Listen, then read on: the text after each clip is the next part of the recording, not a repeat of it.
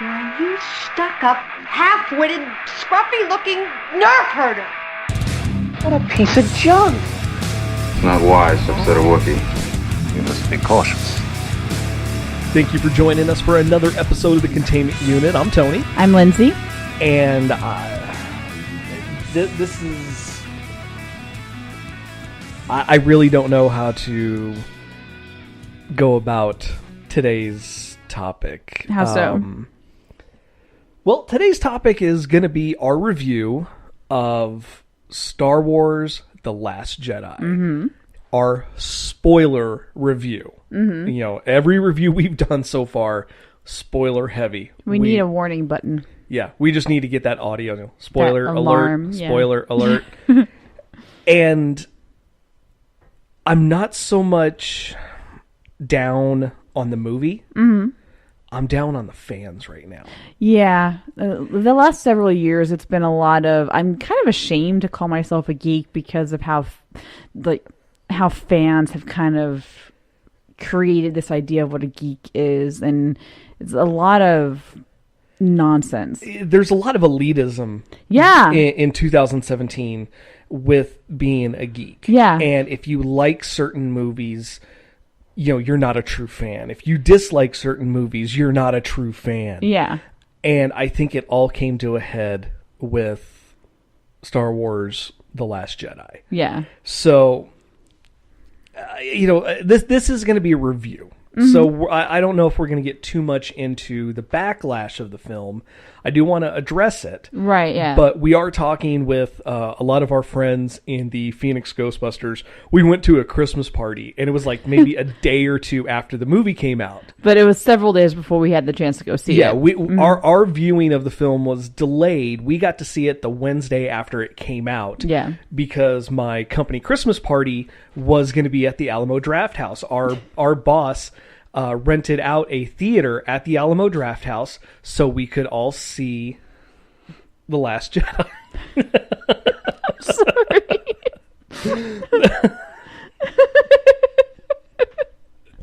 I'm sorry. That reminded me of that Brad Williams joke. Just one move.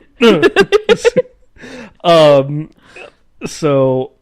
I don't know if I even want to explain what just happened. I don't know if I should edit this out or what. But backtrack. Our dog's walking around in the office, and we've got a wooden bamboo, a bamboo mat underneath one of the office chairs. And when she walks by it, it's clack, clack, clack, clack. So she walked in, and I just put my foot out and just right against her head. It's like that, that jook of how do you stop a short person? A short person coming at you? You just put your head on their hand on their forehead, but okay, so she was still trying to walk forward. Sorry. So we didn't get to see it right away. The weekend it came out, we planned on it, and then my bosses came up and said, "Hey guys, this year's company Christmas party, we're renting out a whole theater at the Alamo Drafthouse, dinner and a movie." The Last Jedi. So we canceled our tickets and we waited until the Wednesday after it came out. So the weekend it came out, we had a Christmas party for the Phoenix Ghostbusters, and a lot of our friends came up. No, we're doing an episode on Star Wars, right? Yeah. Because I got some shit I want to talk about. And several people were coming up just wanting to make sure that we did an episode on this. And they started going into other rooms to talk because they didn't want to spoil anything. They wanted to just chat about it. They were so upset with us when we went, we haven't seen it yet. We're avoiding spoilers. And for the most part, except for those ass clown internet sites on Facebook. Ass clown? Yes, ass clowns. That's a technical term. They were posting their articles for their website with spoilers in the titles. Yeah, you told me about that. And it wasn't like they were trying to do, spoiler warnings or they would remove somebody's name and in parentheses put spoiler. But still, it's how do fans feel about spoilers? Death in The Last Jedi. It's like, you son of a bitch, you just told me there's a major character death. That is a spoiler. Yeah. Just because you didn't tell me the name of it doesn't mean that's not a major spoiler. Yeah. So a few things were ruined for me. But I'm very happy a couple things were not ruined for me. Okay. So we went into this really excited, but by the time we saw it, the negative reviews were already hitting. Yeah. It was doing exceptionally well on the critical side of Rotten Tomatoes. And if Rotten Tomatoes ever listens to this, you guys can kiss my ass. But I don't listen to Rotten Tomato. Rotten Tomatoes is just, I'm so sick of this certified fresh is this stamp of approval. There are amazing films out there that are not certified fresh. Yeah. And then there are films that are certified fresh that is just a dumpster fire of a film. Yeah. So the critical side is great.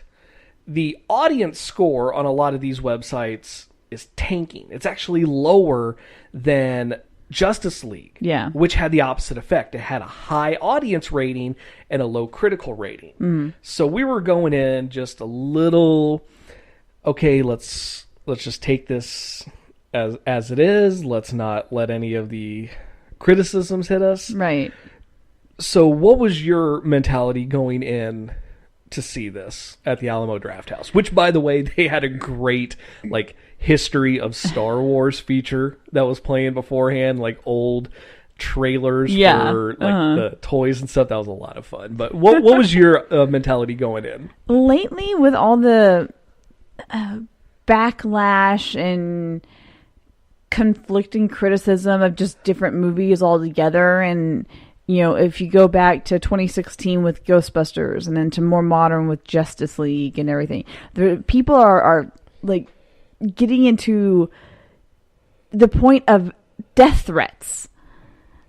You're wrong because of this. You're right because of this. And I swear there have been moments where people are threatening to kill people for simply not having the same opinion on a movie as they do. It's like what Dave said when we talked about the backlash of the Ghostbusters film. A year later, there's still backlash, and Dave from the Phoenix Ghostbusters mentioned there's this attitude in geekdom today of, if you don't agree with me, you're an asshole. Yeah. And that's a horrible mentality, because geekdom is supposed to be... It's supposed to be unifying. Yeah, we're the outcasts. That's how geekdom started. We were the social outcasts who band together. Yeah. And so I don't listen to any of that stuff anymore. This critic did or didn't like it, and there have been so many times where critics bashed it, and I'm like, I liked it, or fans bashed it. I liked it. I don't give a shit what anybody else says. These people liked it, these people hated it. Whatever. Okay, I'm not listening to you. I don't care. I'm going to go in and just kind of see. So I had no real expectation. I was curious about why people were saying they liked it and why people were saying they hated it, but I couldn't give an actual say of it myself based on other people's opinions until I saw it, because people were saying, well, it wasn't like the Star Wars that I remember. Well, okay, how so? Well, let me see it, and maybe I can see what you're talking about. So I just kind of went in with the mindset of, what are people talking about, and don't let their views affect your viewing. Does that make sense? Yeah, and I think that's a great mentality to have. And I feel like I rambled a lot to get to that point. No, you're fine.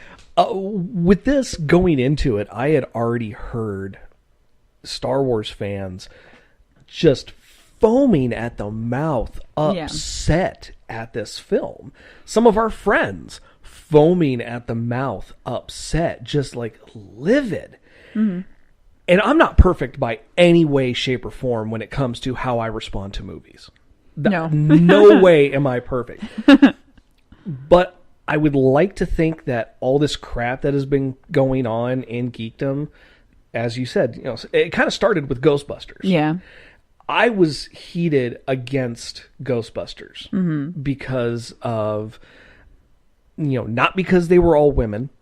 I didn't care, just as long as it wasn't a political thing or it was all just female-oriented jokes. I wanted it to be a movie for everyone. Yeah. And that's what I tried to vocalize. And where I got upset was the mentality of people telling me I wasn't allowed to have a negative opinion of the film until it came out. I had to see it before I could say, this doesn't look good to me so far.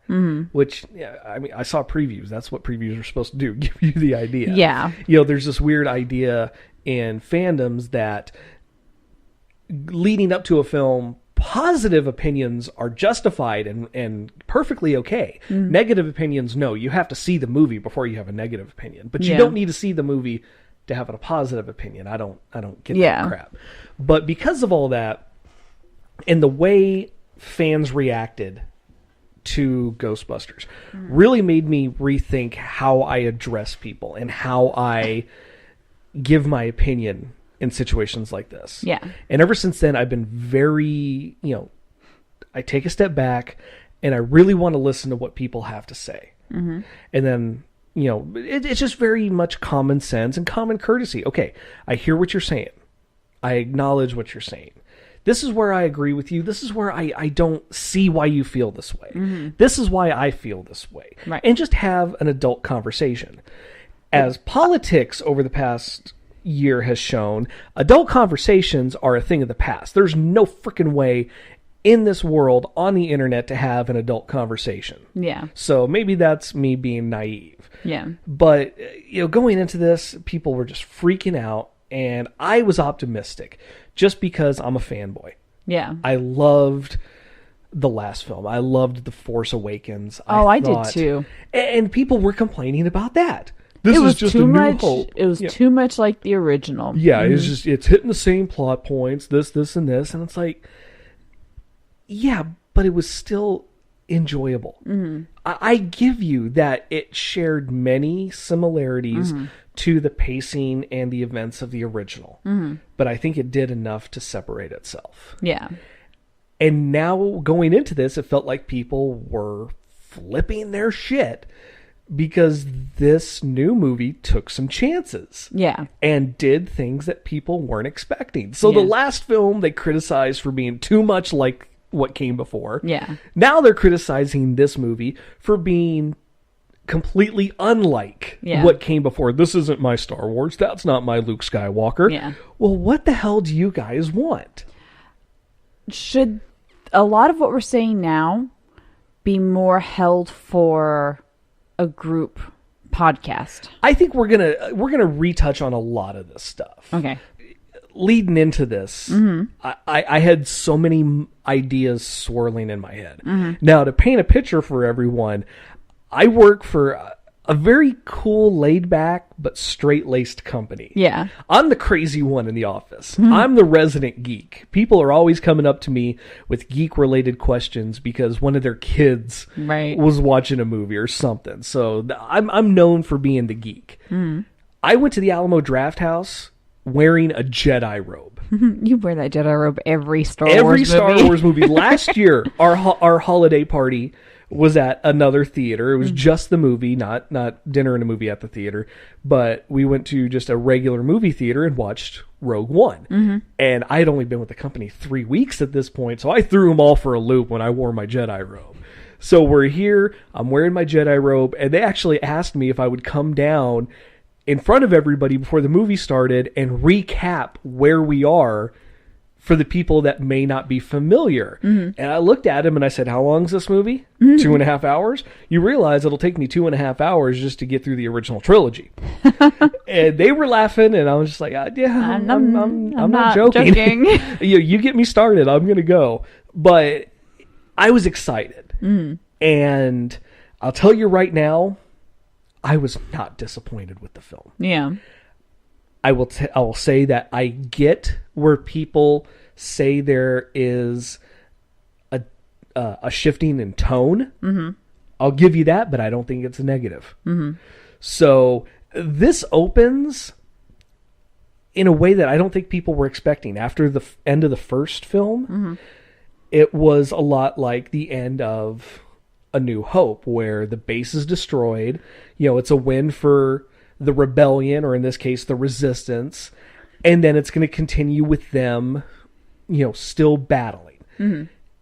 It kind of opens with the resistance on the edge of defeat. They're getting their ass handed They to them. are really getting the crap kicked out of them. and they're in a skirmish with the First Order, and Poe goes rogue, and he just thumbs his nose at the orders he was given to withdraw and says, no, we are going to do this. We are going to bomb this ship called a Dreadnought, which is basically probably the size of the Death Star. Yeah, if you can take down a Dreadnought, that's a big win. That's a huge advantage to the rebellion or to the Resistance to take down a Dreadnought. Yeah. I mean, like in the originals, we had the Super Star Destroyer. And in Return of the Jedi, when one of the A-Wings just mistakenly gets shot and flies into the bridge of the Super Star Destroyer and it crashes, we even see Admiral Akbar just, wow, that's a big thing. They took down a Super Star Destroyer. A Super Star Destroyer looks like an X-Wing compared to the Dreadnought. So they're going to do a bombing run, but they're called off, and Poe's like, no, we're going to do it. Well, it works. Problem is they lost pretty much every bomber that they had. They lost more people than would have been strategically allowed. Yeah. So Poe's up shit creek. Yeah. He's being demoted by Leia. Leia says, he's like, yeah, those were heroes. And she's like, yeah, we lost a lot of heroes. There were no leaders. Yeah, she's really trying to slap some leadership into him. And that was really hard to watch. Yeah. Because knowing what happened to Carrie Fisher right after filming this. Yeah. It's that whole thing of, we know. She comes on screen, you're sitting there going, I'm not going to cry. Yeah, not going to cry. Not going to cry. Carrie Fisher. And then she's kind of grooming Poe to be her replacement. And I don't think it was intended. Right, yeah. The way the whole aspect right now is very much passing the torch. Yes, so, very much. Like, 'cause as we'll discuss later, Luke to Rey. Yeah, and everything. And while this is all going on, Chicken Shit Finn tries to bail again. I'm not gonna call him Chicken Shit Finn. He had an actual purpose. He did. The inspiration came from something else. It wasn't like he woke up and went, screw this, I'm out of here. Yeah. He saw an opportunity to save somebody. He did. And I will grant that, but the way that they painted the picture was him kind of bailing on everyone, not telling anyone what he was doing. I'm just going to get in an escape pod and leave and go do this. Yeah. And we'll get to that whole story here in a second, because that is a focal point for a lot of criticisms. Jump around chronology. There you go. Yeah. We're going to treat this like a Quentin Tarantino film. We're going to get to the end one way or another. The order, that's up for debate. So while Poe is getting demoted and the Resistance is getting their asses handed to him, we've got Rey on this planet that we last see her with Luke, and it's right out of the end of The Force Awakens, where she's holding out the lightsaber, and he takes it and he looks at it and just throws it over his shoulder. Yeah, you're expecting this big thing where he turns it on and it like whooshes up and everything. He just tosses it away. Just throws it over the edge of a cliff and walks away. And he's ignoring her. He goes to his hut and locks the door. She's banging on the door. I need to speak with you, all this stuff. And it goes to him inside, and there's heavy banging on the door. And I'm sitting there thinking, oh God, is she already using the Force to like knock down this door? And the door gets kicked in, and in comes the hero. Chewbacca comes in to tear Luke a verbal asshole, basically. Probably one of my favorite parts of the film. Chewie just coming in and yelling at Luke just for being a dick. And that's when Luke realizes Chewie's here, she's here, the Falcon's here. Where's Han? And that's where they cut away, and then when they come back, she has explained to him, not only is Han dead, he's dead by the hand of his own son, who Luke was training. Now that's actually the first clue. Like you don't really realize that not only has Luke secluded himself off, from people. He secluded himself off from the Force. He may be on the island where the first masters trained and where the ancient texts are and everything, but he's closed himself off to the power of the Force. Yeah. Which Rey points out to him later, is like, you closed yourself off to it and everything.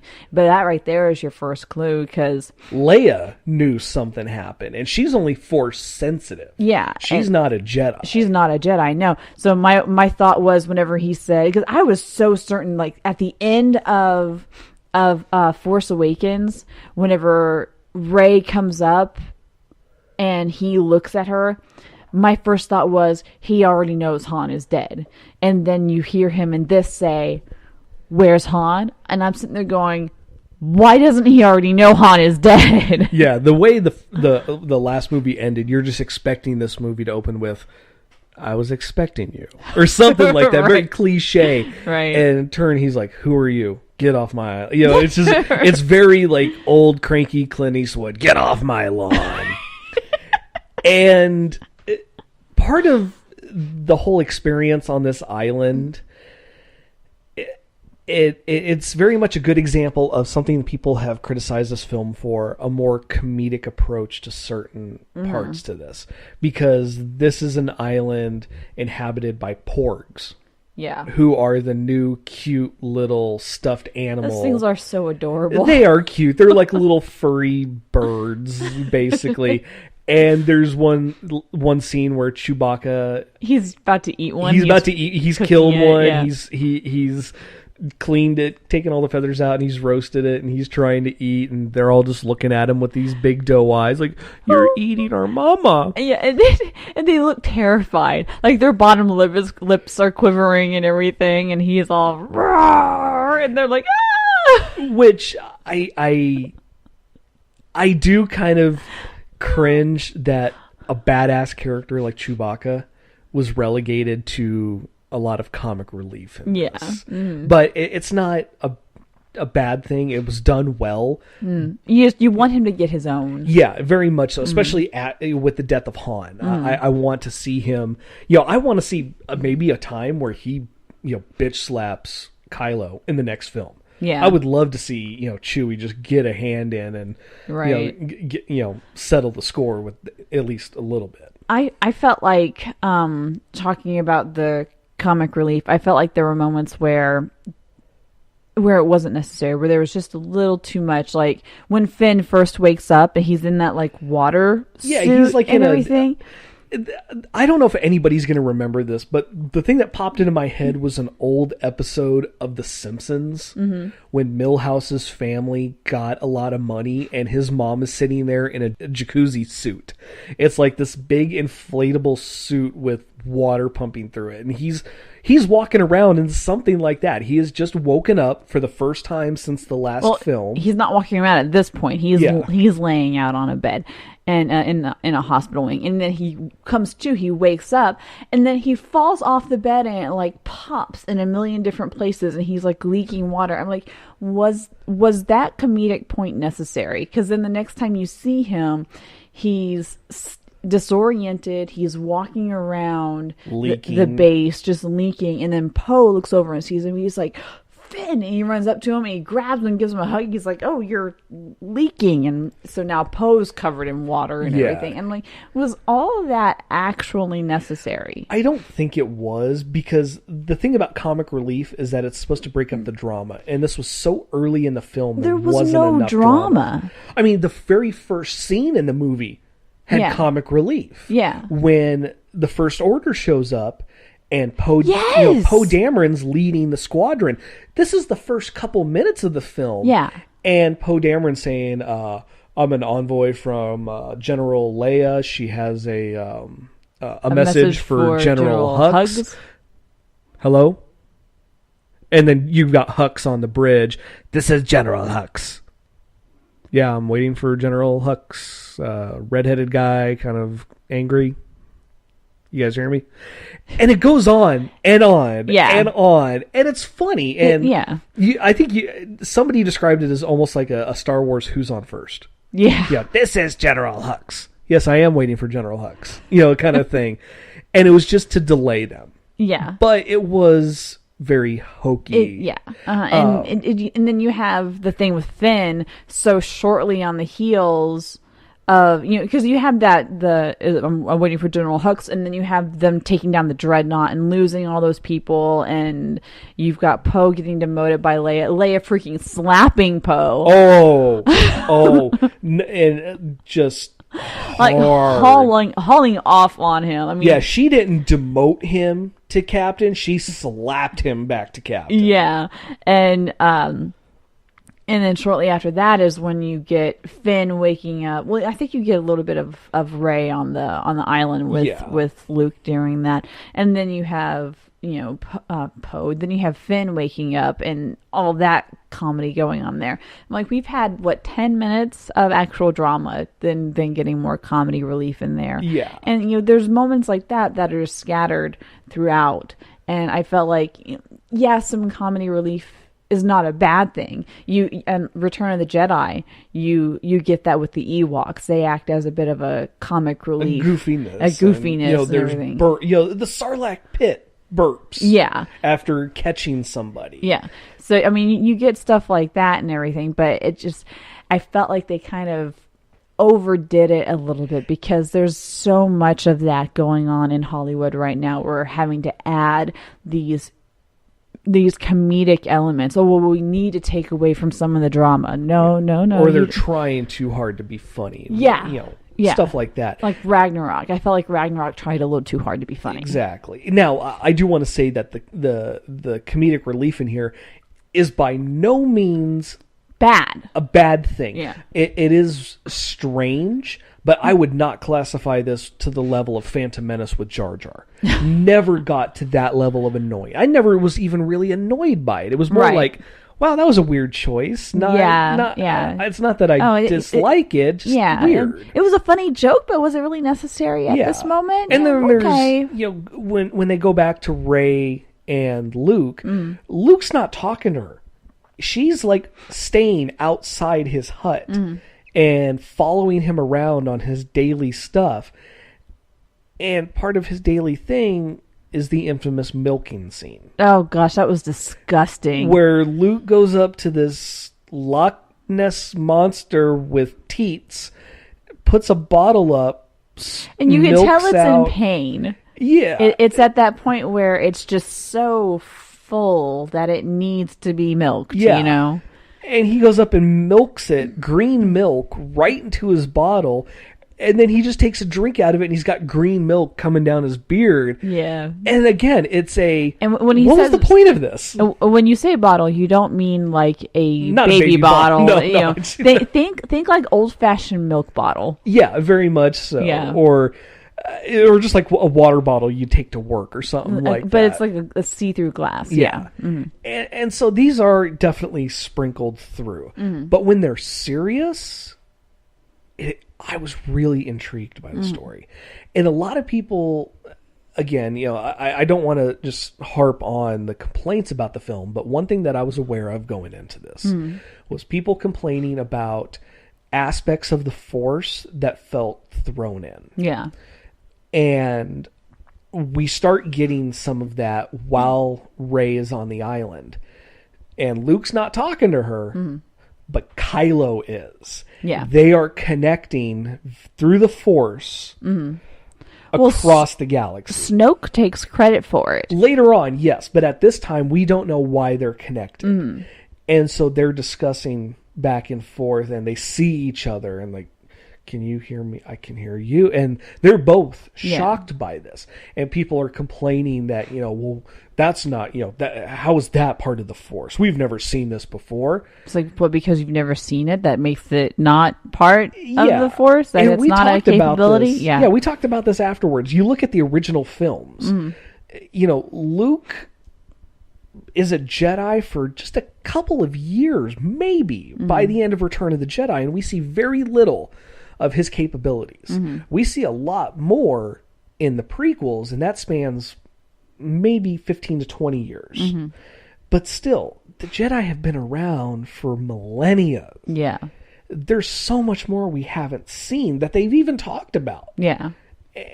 but we just haven't seen it visualized. So why is it a stretch to think something like this could happen? Well, it was that, and what was the other thing? Oh, Leia, and we'll talk about that here, and we'll get to that.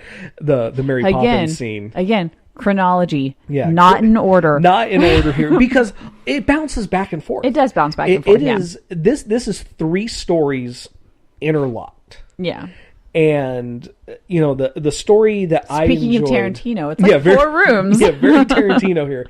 But the one that I was more fascinated with was Rey and Luke, because that's it gets to a point where Luke's like, "Fine, I'll train you," and starts. He's not training her necessarily about how to be a Jedi. He wants to show her the Force and then explain to her why the Jedi need to die. Yeah. And then they start getting into the story of how Ben Solo became Kylo Ren. Yeah. And she's getting one story from Luke. And then she's getting another story from Kylo when they have these little connections. And then it's realize that the truth is somewhere in between. Yeah. Where Kylo is saying that Luke tried to kill him. Straight up came in the middle of the night, busted out the green lightsaber, and was looking at him like, "You're going to be too strong. I must kill you." And then was taking the lightsaber down and into a strike. Yeah. In that Whereas Luke admits, yes, I went there after he's confronted. He admits. He's confronted with, did you do this? And he says, yes, I was there, but it was after realizing he's already been corrupted by Snoke. He initially says that he just went to confront him. Yeah, he doesn't say anything about drawing his lightsaber. He omits that. And he just says he went there to confront him and that it went badly. Yeah. Then that's when Kylo says, "Oh no, no, he tried to kill me." And then Rey confronts him about that and says, "He says you tried to kill him. Did you really?" And he that's when he came up and he says, "I did have my lightsaber, I did draw it, and I did think about it." And he said, "But I realized I couldn't do it." And he said that was when he woke up. Yeah. And then Kylo Force pulls a lightsaber out. They get into just a quick 2-strike fight, if that. Yeah. But it ends with Kylo using the Force to pull down his hut on top of Luke. Yeah.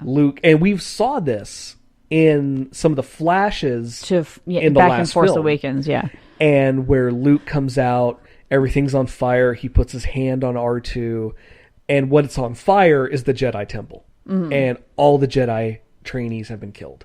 Now, Luke says that Kylo turned some to the dark side and took those with him, and the ones that he didn't turn, he killed. Yes, and the ones that he took with him were the Knights of Ren. Yeah. Which I did find out were not the ones with Snoke. Oh, really? We still have not seen the Knights of Ren. Oh, then we'll probably see those in the next film. one. Yeah. So now, like the film, we're going to flop back over to Poe. What's going on with Poe and Leia. And the Mary Poppins scene, because the Resistance gets... I go to Guardians of the Galaxy. Mary Poppins, y'all! Which a lot of people joked about. It's like, geez, sci-fi movies are just referencing Mary Poppins. Yeah. And... Sorry. Off topic. I would love to see the guy who plays Yondu see a modern day Mary Poppins with him playing Mary Poppins. Oh my God, Michael Rooker as Mary. Well, we're already getting a modern day Mary Poppins. Yeah, men can be nannies too. Yeah, but Michael Rooker as Mary Poppins is like I would camp out to see that movie. But so we're back. We're with the Resistance, and they get attacked by the First Order. Kylo is leading the attack in his TIE fighter, and he's going to attack the bridge, and then he feels his mother on board, and he stops. But the TIE fighters he's with, they don't stop. They blow up the bridge. Admiral Akbar I thought the shot came from him. No. It came from one of the other TIE fighters, yes. Admiral Akbar, it's a trap. The much beloved, calamari dude. Now, did they kill him off because the actor died? I don't know. I'm guessing possibly it was, because the actor was old. Yeah. But yeah, so they wrote him off basically. Right. So he's dead, and Leia was on the bridge, and she gets sucked out, and you heard the audience. I even think you did too. Yeah, I did because they had been saying, no, we're not killing off. We're not doing any reshoots. We're not killing off Leia because of Carrie Fisher's death. We're keeping it as is. And so when they did that, I was like, those lying bastards. Like, my first thought was, oh my gosh, they actually killed her. I thought they said they weren't going to. And the way they did it was quick. Yeah. I mean, quick enough that you just had to go, wait, they did not. No, they did. And then then it does the close up of her face where like you see the icicle starting to gather. And which everything. Again, it made me think of Guardians of the Galaxy 2 when Yondu is taking Star-Lord up, and it's almost the same effect. Yeah. And it's kind of realistic from what we hear what would happen to a person in space. And which another criticism that people made was that moment of silence whenever the explosion. Yeah, there's theaters are having to put up a warning sign. There is a moment at this time in the movie where there is no audio. This is for effect in the movie. There's nothing wrong with the audio. Yeah. And I really wanted to go up there and write on there, you dumbasses, there is no sound in space. Yeah. Signed, the scientific community. But that's where, and again, this is the point where a lot of people went, hey, how is this the Force?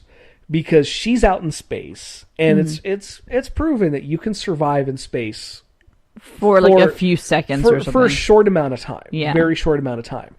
So her eyes open, she puts out her arm, and her pose is very Mary Poppins with the umbrella. Right.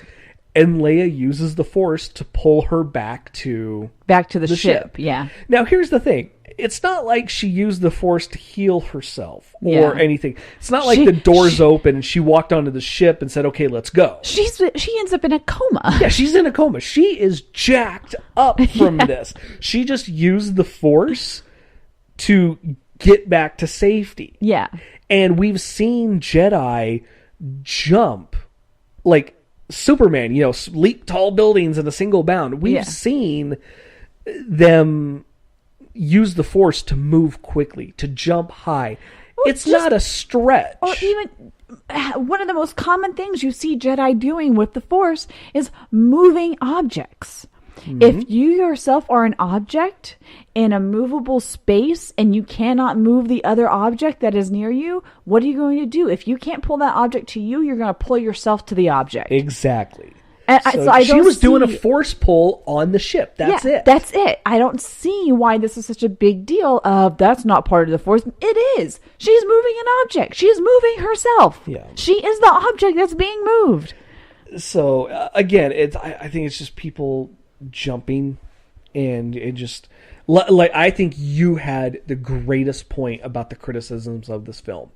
What, people are just upset they didn't see their own fan fiction? Exactly. That's what it is. They wanted to see something, they didn't get it, so it's automatically a piece of shit. Yeah. They're not going to give it a chance. But Leia's out of commission at this point. Yeah. And so they bring in an ambassador or an admiral, somebody. It's Laura Dern, which a lot of people will remember from Jurassic Park. Oh, I didn't even realize that was her. Oh, you didn't realize? Yeah. I knew I recognized her, but I couldn't place what I'd seen her in. And I thought she was a great character. She's very diplomatic. She plays it very safe. Yeah. And Poe is a balls-to-the-wall, reckless leader, so they don't see eye to eye. And Poe is trying to assert himself as this commander. Right. And then she says, wasn't one of General Leia's last orders to demote you down to captain? Yeah. It's like, you're not going to tell me anything. And you know what?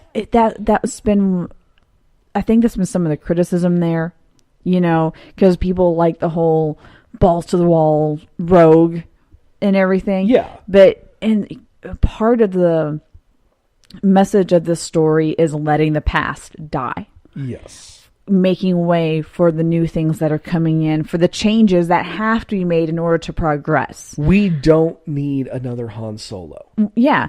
We don't need that in this. So many movies have that balls to the wall rogue. And it's the whole thing of, he's the rogue. He doesn't go by the book and everything. And that's the person who gets the job. Yeah. Who plays by his own rules. Yeah. And then that's the one who gets the job done, and it's kind of like, that doesn't always work. And you've got to see where people have a method to what they're trying to do, to the rules that they're following, that they're there for a reason. And the balls to the wall rogue is not going to cut it.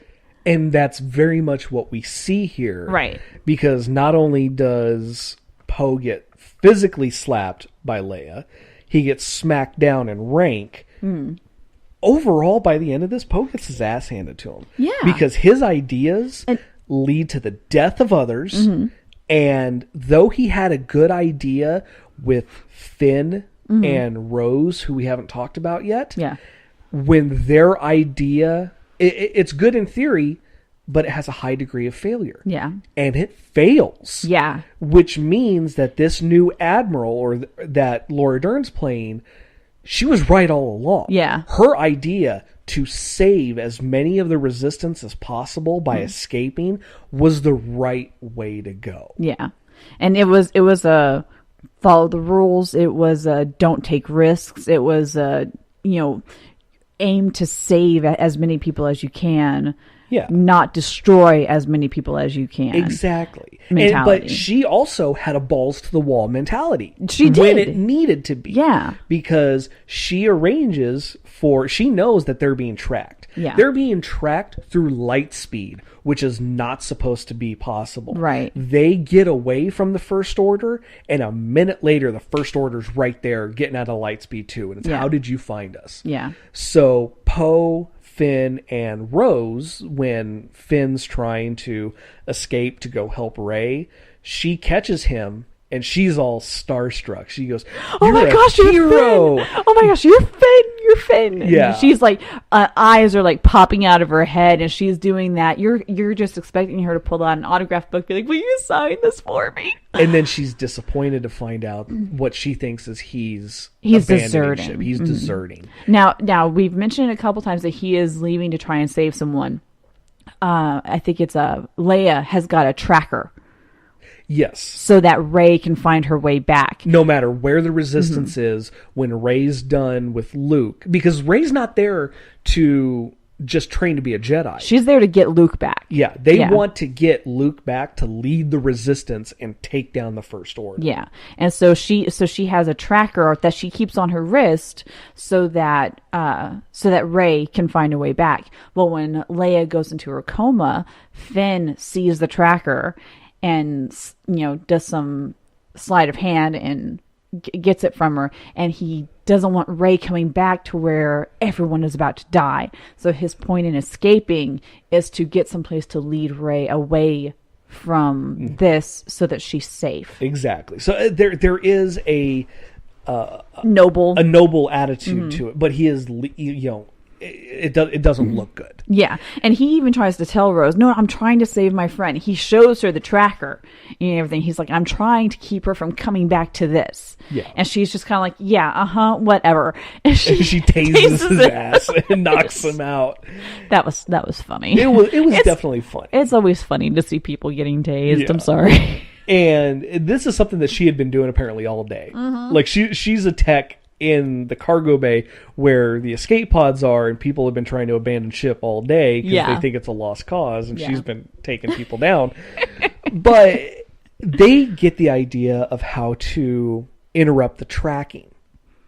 So Poe, Finn, and Rose with the help of BB-8 declare mutiny on the ship and take over, and Finn and Rose go to take down with BB-8. With BB-8, go to take down the tracker on the lead ship of the First Order. Now, this takes them on their own little side adventure where they go to a casino. They've been tipped off by Maz. It's the only time you see Maz. But still, Maz steals any scene she's in. She's my favorite frickin' character in the new trilogy. Yeah. I looked over at you because Maz is fighting her own battle. Yeah. There's a union dispute on her planet, and she is in the middle of a firefight while talking to them. Does she have on a jetpack? She has a jetpack on. And I looked over at you and I said, did you get the impression that if Maz had a ruling position with the Resistance, the First Order would have been killed like 10 months ago? Like, she would have handled this shit in an instant. Right. But she tells them how to go find a code cracker, because they're going to need to crack so many codes to get onto the ship, get to the tracker, and shut it down. Right. So they have to go to this casino. They find the guy they're supposed to recruit, but they get in trouble because they landed their ship on a beach, and it's not a public beach. Yeah. And Joseph Gordon-Levitt sees them and calls the cops. I forget that's him. He's dressed as he's a CGI character. Yeah. But it's Joseph Gordon-Levitt. Yeah. Jogo Levy-Lev.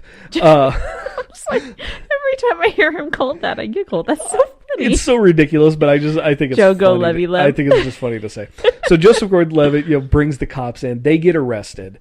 They're put into a cell with the worst character in the film. Benicio del Toro as DJ. I would not mind his character if it wasn't for the speech impediment. He's got this weird stutter that doesn't even seem this legitimate. This is not to diss stutters. I tend to have my own stutter occasionally, but I've known people with severe stutters. Yeah, this was not realistic. This was just there was just something. It was distracting. There was just something off that actually I felt like took away from the mystique of the character of Benicio del Toro. Yeah, Benicio del Toro is weird in his speech patterns anyway. I've heard people call him the Mexican mumbler because he did The Usual Suspects. Yeah. And he's done all the that's basically just his dialogue in films now. He's very low and he doesn't enunciate. And I don't think I think he was very much miscast. I think that I think it's strange that I haven't heard any fans crapping on this film direct their attention at his character. But neither have the people who are praising the film. He just flies under the radar for some reason. His character is just kind of actually rather forgettable because he does nothing to really... Like, the only thing he does to make his character really stand out is to have that speech impediment. Yeah. And if anything, it's more of just a distraction from the actual nuances of the character itself. Yeah. And he ends up saying, well, I'm a code cracker. And he's actually a very accomplished code cracker. So he agrees to help them. And he gets them off the planet in a really strange chase scene with alien horses. And I felt like it really reminded me of the over CGI stuff from Phantom Menace. So I didn't care for this scene too much. Yeah. And so they get away, they get onto the ship, and then they're caught. Captain Phasma shows up. They're caught. And it's revealed that Benicio del Toro's character ratted them out, turned them in for a bounty. Yeah. They're about to be killed. They are a hair's breadth. A hair away. A breath. What's the phrase? I can't think of it right now. I can think of something that has to do with hair that I don't want to say on air. What? In Blade 2, there's an expression they use. You're a hair away from shit kicker heaven, hillbilly. So that whenever somebody says, they're just a hair away, I can't help but think of that line. So I'll definitely going to bleep that. But when we say that they are that close to death, sentence has been passed. They are bent over, about to be decapitated. Phasma, I think it's Phasma, isn't she? I think Phasma's going to be the one swinging the laser axe. She specifically wanted to take out Finn. Yeah, she's pissed at Finn. Yeah, and so she's got the laser axe right there. She's already taken a couple little, the slow-mo practice swings to make sure you got your aim right and everything, and just, ugh. And then a walker, an AT-AT, opens fire on the First Order. And I'm sitting there going, is DJ a double agent? What's going on here? And then the top of the walker gets blown off, and frickin' BB-8 is the hero. BB-8 is controlling, who has had his own comedic relief throughout the whole film, having to shove his head into a circuit to complete the electrical current. Yeah. So now here's BB-8 with these little attachments coming off, controlling a walker and shooting down the First Order. Yeah. And then they escape, but basically they failed in their mission. They did not shut down the tracker. Even Poe is on the Resistance ship going, because they've got a comm open and everything, and they're like, yeah, we're almost there. Like, well, guys, hurry up! And the next thing you know, he hears them get captured. He's like, we're dead. He's like, we're dead. They didn't get it. And then for Poe, that is just a worse time, because he just stops and goes. Well, he's also on the bridge of the Resistance ship, and they've just declared mutiny. Yeah, they've taken over. The bridge is sealed off. Yeah, and you have people at the door trying to get in to arrest him. Yeah. And then the door opens, and there's Leia, and he goes, "Oh, good, General." Like, basically, someone's on my side. She takes a step in and shoots his ass down. She hits him with a stun. Yeah. He is out. Yeah. And the Laura Dern's character, Admiral Haboob or Hokin, something. It starts with an H. I was reading her name earlier, trying to remember, and that's the first name that slipped my mind. But she says, okay, fine, you guys tried this, you declared mutiny, well, we're going to go ahead and do my plan, which is to escape from the ship. They're going to take every last person they can off these carriers in small ships, because she figures, I know they're tracking us, but they're tracking the big ship. They're not going to track the small ships. Yeah. So it's getting everybody off, and she says for some reason that it's Vice Admiral Holdo. So Vice Admiral Holdo says for some reason somebody's got to stay behind and pilot the ship. I guess they don't have autopilot, a long time ago in a galaxy far, far away. But this is where she has her renegade moment, because she pilots the ship, and while everybody's leaving, she turns the ship around into attack formation. Well, no, the reason why she turns the ship around to attack formation, though, is because I forget what the tip-off is.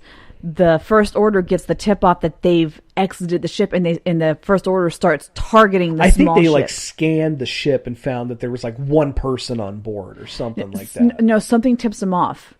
I forget what it is, but something other than that. By the time we're recording this, it's been like a week and a half since we've seen it. Yeah, we just haven't had a chance to record. Yeah, so we're forgetting some of the little bits. Yeah, but nevertheless, she realizes I've got to do something here. Yeah. Turns the ship around, and they're like, it's in attack formation. And then she hits light speed. Yeah. And just plows through. I mean, this isn't... Think of like Star Trek, when they go ramming speed, and we've seen the ships hit, and it's just like a little bit, no explosions or anything. They just hit each other and break a little bit. So I hear Worf when you do ramming speed. Prepare for ramming speed from First Contact. Leave it to Worf to be the one that goes, screw it, ram them. But with this, she goes into light speed, and this is something that fans have wondered for years. What if you hit something going light speed? She tears through the entire frickin' fleet. It's like a hot knife through cheese. Which leads we're talking about Star Wars. It's like a lightsaber through butter. Okay. Which leads then people to... I broke her. The giggle box got tipped over again. A lightsaber through butter? Is that what you said? Okay, my bad. But now people are asking the question, if this is the effect of going into light speed and hitting something, why aren't there kamikaze pilots in the First Order or in the Empire? Why not have that guy who, I'm going to go on a suicide run. Let's just line him up and go. But how many people are in the First Order because they are afraid that the Resistance is going to lose and they want to be on the winning side? And that is what's touched on, because throughout this whole film, it's very much pushed that the First Order is on the brink of victory. Yeah. That the Republic, we've already seen the Republic, the core planets of the Republic were shot down in the last film. Yeah. So the Resistance is just running at this point. Yeah. Trying to hide for long enough I think to at survive. one point they say there's maybe 400 members. If that. Yes. That are still alive, yeah. And that number's quickly dwindling because their ships are getting shot down. Mm-hmm. They get down to an old rebel base on this planet that you think at first sight it looks like Hoth. It looks like Hoth. Looks like all snow. Yeah. And then it's revealed it's not snow, it's salt. Mm-hmm. It's just miles of salt flatlands, and when you step on it, it goes red. Yeah. And it has such a cool effect. But this is an old-ass rebel base with ships that are rusted, and they're having to mount an offensive because the First Order is showing up. And there's no exit. There's no exit. There's no way out of this base. There's one door in and out, and that's it. I'm like, wow, that was not a very well thought out, No, it wasn't. This is very much a get in here, get your backs up against the wall, and fight. Mm-hmm. There's, this is not a retreat base. Right. So back on it's like Arctung or something, this planet that houses the first Jedi temple. Yeah. Luke shows this tree that houses the books of the very first Jedi, the sacred Jedi text. Mm-hmm. And she's looking all around the island and learning where there's a dark side. Like there's actual, kind of like the cave on Dagobah. There's like a dark side hole. Yeah. That now that you've gotten me to see Stranger Things, it's like they're going down to the upside down. Into the upside down when she goes into this. Yeah. And has this whole really twisted but interesting scene. Yeah. Where it's her not really looking in mirrors, but it's like the mirror effect when you're looking in mirrors and it's just a long trail of you see yourself. Yeah. Same thing here, but no mirrors. It's just like almost like clones of her, and she's snapping, and it's a domino effect, like the snaps are going all the way down. And it was neat. It was a neat effect to see the way they did it and everything, but it was one of those anticlimactic. Yeah, and that's the thing, was when Luke goes into the cave on Dagobah, the meaning can be taken one of two ways. Some people were not really clear on the meaning of he decapitates Vader and then it's his own face. Yeah. So people were like, is he trying to say, he's your father? There's a relation here. No, he was trying to say, because he tells him, you go into that cave, you take what all you'll have is what you take with you. Mm-hmm. And he was trying to tell Luke that if you go to face Vader as you are now, you're going to be on the dark side. You're going to turn. Yeah. There's no message here. It's just weirdness. Yeah. And she goes in there with the thought of, this will show me who my parents are. And she's sitting there going, who are my parents? Who are my parents? Show me, show me, show me. And you're sitting there going, who are they? Who are they? Yeah. It's got to be something big. It's a big reveal. This isn't the mirror of Irised. Yeah. Right. And it's a big reveal. And you're sitting there just like, and then it all fades, and she's just looking at herself again. It's like this person's walking up, and it's going to be revealed. Yeah. It's Leia. It's Mara Jade, and we're going to get this backstory telling the regular people who Mara Jade is. Yeah. And then it's just her. Yeah. And I saw that, and I just kind of went, well, that was for nothing. But she even makes that own point. Yeah, she kind of gets out and goes, what the hell was that? Yeah. She's talking to Kylo, doing that whole force sharing Was this the scene with his 10-foot chest? No. No, because this is a scene. She's sitting there. She's got a blanket around her, and she's kind of crying about it. Yeah. And everything. And he's sitting there with her. And this is the point where they actually they discover they can actually touch. Yeah, and that's while when doing Luke this. comes in and sees Kylo. Yeah. And it's shortly after this that she just basically says, "All right, I'm out." Takes the Falcon and goes to rejoin the Resistance. Right. And then this is where we get my favorite scene in the movie, and the first scene where I cried. Oh. And it's Luke is just pissed off. Nothing's gone right. He feels like a failure. He failed with Kylo. Now he's failed with Rey. And he even notes that Rey has this raw power that he's only seen once before. With Kylo. With Kylo. Yeah. With Ben. With Ben. He yeah. doesn't call him Kylo, I don't No, think. he does. I don't think he does. And even when they, come face yeah. to face later, I think he calls him Ben.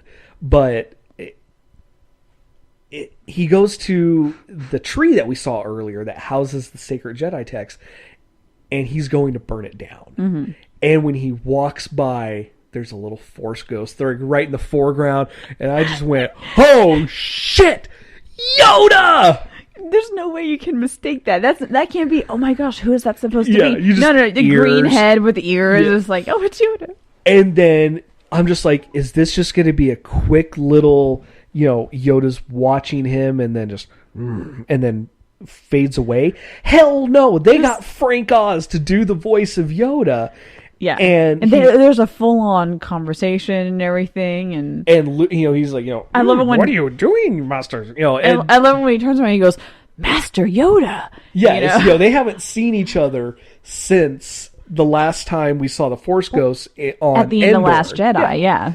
So he tells Last him, Jedi, Return of the Yeah, Jedi. Return of the Jedi. And so he tells Yoda he's going to burn down the tree, and he hesitates, and Yoda just punks out Luke and is like, "Bitch, you're Punks out? Because that's the thing. He calls his bluff. Luke Yeah, is he going does. with the torch, and Yoda And he just falters. Yeah, He's he like, falters. He's not going to do it because there's so much history. there is, yeah. Yeah. And Yoda just basically goes, "Let me help you."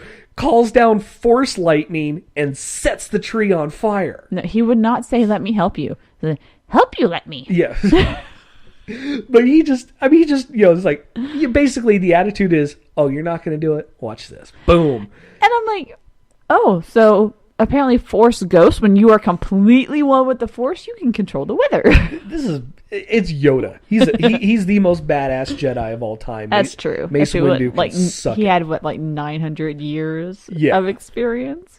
So But they have this whole discussion, and it's a sweet discussion because Yoda actually says, "I've missed you." I have missed you, young Skywalker. And Or does he say, "Missed you, I have, young Skywalker"? Something it's very Yoda speak. Yeah. And Luke starts freaking out about The ancient sacred texts are in there. What are you doing? And Yoda calms him down and says, "There's nothing in that tree that young Rey does not already possess." Which every single person in the theater took one way, and I'm sitting there going, "Wait a second." Found out later I was one of two people that caught the revelation later, but we'll explain that. And they start talking, and I'm crying because they used a puppet. There's CG. There is CG to give him the Force glow. And I think they used a little bit of CG on the mouth. Maybe a little, Just tiny bit, yeah. but it's very clearly not a CGI Yoda from the prequels. Right. This is old school Empire Strikes And Back, not- Return of the Jedi puppet. Not Phantom Menace crappy puppet. No, this looks like they just cleaned up an old puppet. Beautiful. It brought me back to being a little kid, just fascinated with Star Wars, and I'm tearing up. I'm just like, it's a puppet. And that's such a weird thing to say now that I was tearing up because of a puppet. But Yoda is that, in the world of Star Wars, it's just one of those characters that when they screw him up like they did in Phantom Menace, it hurts. And then they get him so right here. Yeah. And it's just the feel, and everything was back from Empire. And I'm just like, okay, this is great. The rest of the movie can suck a big one. And I'm still going to walk out with a smile on my face because of this scene. Yeah. And so it all culminates. All three storylines come back together. Oh, no, not yet. I'm completely skipping a part. Because Rey doesn't go right back to the Resistance. She goes to the First Order and turns herself in. Yeah. Uh-huh. That's a huge scene, too. That's a huge scene, because I'm thinking about the very end. Yeah. I'm forgetting this. But basically, Rey goes to turn herself in, kind of like what Luke does at the end of Return of the Jedi. Well, yeah, she's trying to get Kylo to turn. Yeah, she wants to, because she believes that Kylo can go back to the light. Yeah. Kylo believes she can go to the dark. So it's kind of like, all right, let's put them face to face. It's like a force tug of war. Yeah, they're very much... It's a tug of force. Yeah.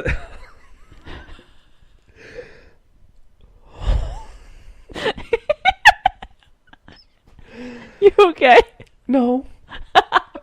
So she's in, and it's very reminiscent of Return of the Jedi, where instead of the Emperor, you've got Snoke sitting there, and he's got the lightsaber next to him like Palpatine did. Yeah. And you're just waiting for Rey to pull the lightsaber and start a fight with Kylo.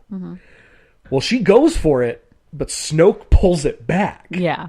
And it's like, oh, wow, Snoke is even more powerful than Palpatine. Yeah. And It makes me wonder how old Snoke is. yeah, and There's been rumors that the Jedi that Palpatine talked about, Darth Plagueis. Darth Plagueis, that it's Snoke. Yeah. And it would be interesting if it was, because of what happens with Snoke here. Yeah.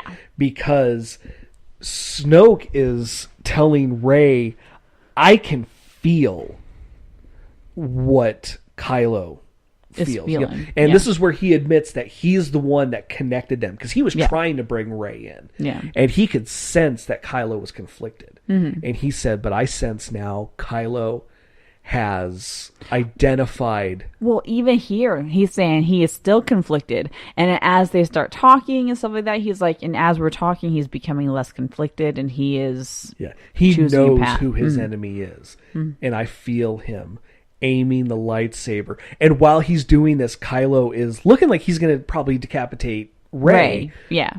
But Luke and Anakin's old lightsaber is turning.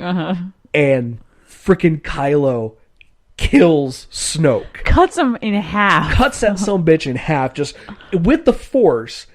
Totally pulls a fast one on Snoke. Turns the lightsaber, flicks it on, right next to Snoke, and slices him right across the belly. And it is not just well, maybe no, body parts fell off. Yeah. Snoke's top half hit the ground. Yeah. And then the lightsaber flies towards them, and Rey catches it. And then they go back to back, Rey and Kylo, and have a badass fight against Snoke's guards. Now, this is one of those scenes where I can agree with people that the style choices felt not necessarily weird in a bad way, but different, because Snoke's throne room is just like a huge red wall. And then when the red wall like gets destroyed and comes down, it's just like a glass, like planetarium almost. Yeah. Well, it's not a planetarium, but it's just like a clear glass, and you can see out into the stars. And yeah, it was some very interesting Yeah. design choices. But this is an amazing scene because it's these two pairing up. Now, at this point, we have not had a lightsaber fight. yeah, The closest we've had to a lightsaber fight, and I cannot remember if the scene happened before or after this, but it was Finn and Phasma. I wouldn't call that a lightsaber. Well, the fight. closest that we get to a lightsaber fight. I would say the closest we get to a lightsaber fight we've already talked about is the flashback to when Luke confronted. But that was Ben. 1-2 hits maybe. Yeah. But we actually get a fight that kind of felt like a lightsaber fight in many respects, because if you remember that thing that the stormtrooper used to fight Finn with when Finn had the lightsaber in The Force Awakens, traitor, and he pulls out this nightstick, the electrified nightstick. Right. Because for some reason, the First Order now has all these weapons that can match up against a lightsaber. Yeah. Oh, there's one weapon that the Snoke guards have that is so cool. It's like a sword, but between different sections, it's got like these lasers in it, and then they like pull on it, and it detaches, and the lasers get longer, and then it can like whip around. Yeah, and it was flexible. It was almost like a mace or something like that. It was really cool. And so we're getting all this, but the only time that we see lightsaber to lightsaber fight is in the flashback with Luke and Kylo. And like I said, 1, maybe 2 hits. But because I kind of get the impression that all these other weapons that we're seeing the First Order have don't necessarily come from like lightsaber technology, but more from like phase gun technology. Yeah. You know? But the whole point is that we've got these, advanced weaponry. Yeah, but you think that we're going to get Rey and Kylo fighting, but no, they go back to back and they fight as a team. Yeah, and they fought so well as a team. They worked really, really well teaming up together. Now, they did get their asses handed to them, but they won. They were beat to hell by the end of it. And that's when Kylo says, "Rule with me." And it's like, oh, crap. Yeah, no, he's gone. He's too far gone. Well, because I mean, and you think, well, could he still? Is he still conflicted? Except Snoke straight up said he is no longer conflicted.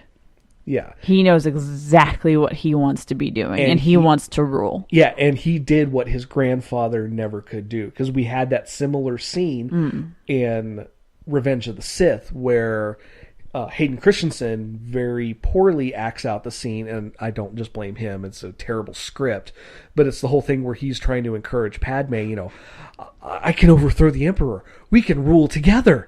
But here it's, I just killed him. Let's rule. It's like, you're not just talking about it. You did it. Yeah. Snoke is dead. So Kylo makes himself Supreme Leader. He is now Supreme Leader Ren. And Rey's like, I don't want any part of this, and they get into a forced tug of war over the old Skywalker lightsaber, and it ends with the lightsaber popping in half. It's destroyed. Yeah, that's not symbolism at all. Yeah, not in the least bit of symbolism. But this is around the time that there's the whole thing with Finn and BB-8 shooting down the First Order and the Walker and Rose and everyone. So this is all kind of happening at the same time. Yeah. So they get off. They get off the ship. Rey gets off, gets back to the Falcon, and they all come back together on this planet. And they're mounting an offensive, or a defensive. No, Rey is not yet. She's on the Falcon with Chewie. She's on the Falcon with Chewie. She's not reunited with the rest of the Resistance yet. Not yet. But you get the impression she's on her way. Yeah. And she finally shows up during this fight where the Resistance is having to use these old rusted out speeders. And they make a point of showing how rusted out they are. That I think it's Poe is piloting one and his foot goes through the floorboard. Yeah. And they're doing what they can to keep the First Order back. Well, there's this like rammer, this like door ramming. like a laser rammer, which they say is Death Star technology. Yeah, that they're going to use this to blast open the door, and the Resistance has nowhere to go. They said there's no way out. Yeah, and it's almost like out of Independence Day. It's like everything. They're like, we're going to have to give up. This is it. We're done. And then Luke shows up. Yeah. Luke walks in. He trimmed up the beard, trimmed up his hair. And he comes in and has this sweet moment with Leia where he apologizes. He gives her a kiss on the head. And he walks out to face Kylo. And by himself tells everyone to get back.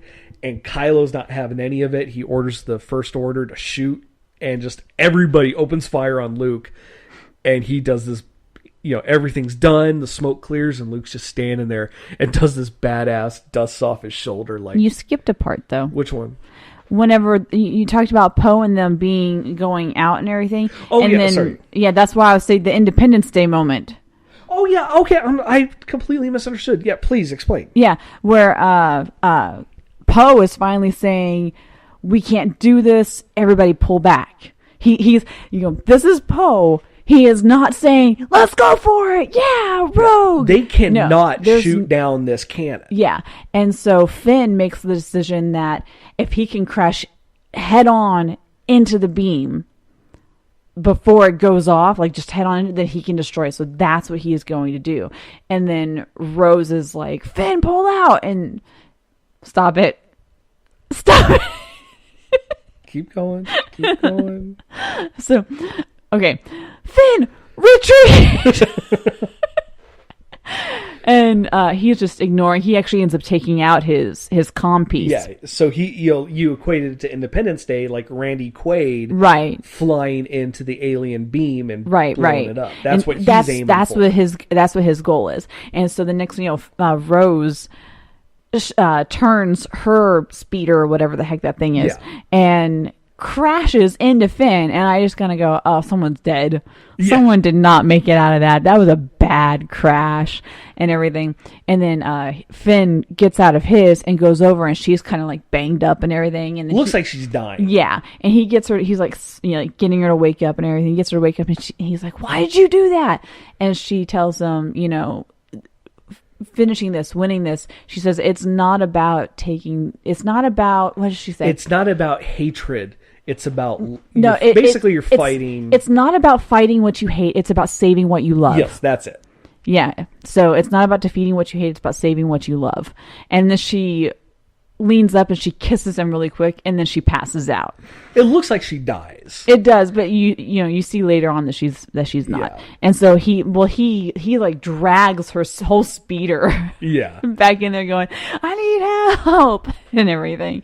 And then and that's when Luke shows up and everything. And I'm sorry, I totally got the the order is completely screwed here. Chronology, it's not there. So after they open fire on Luke and he just literally dusts it off. Yeah, he just like Kylo goes down, and that's where they have what looks like it's building up to be a badass lightsaber fight. Mm-hmm.